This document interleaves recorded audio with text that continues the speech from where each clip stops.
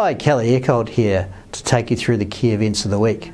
So this week the key event is a new paper that we've just released, looking at some of the reform priorities that a new Reserve Bank Governor could think about once they get their feet under the table.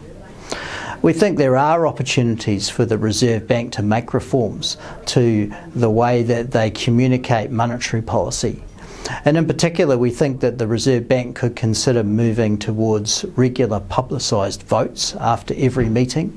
We think the Reserve Bank could consider publishing more information on each MPC member's views of the balance of risks around different parts of the economic forecast.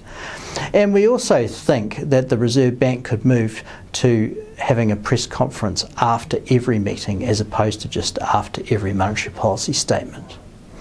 A real live issue out there at the moment is the number of meetings that the Reserve Bank has, and the Minister of Finance has indicated that she thinks it's appropriate that a January meeting occur to cover that long period between November and February, and we would agree with that.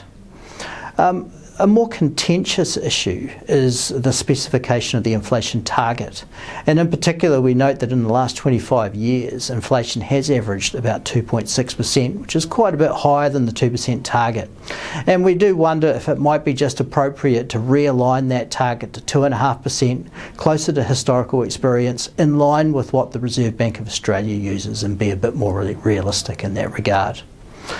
We'll be back to update you next week on the outcomes of our final GDP forecast for the second quarter.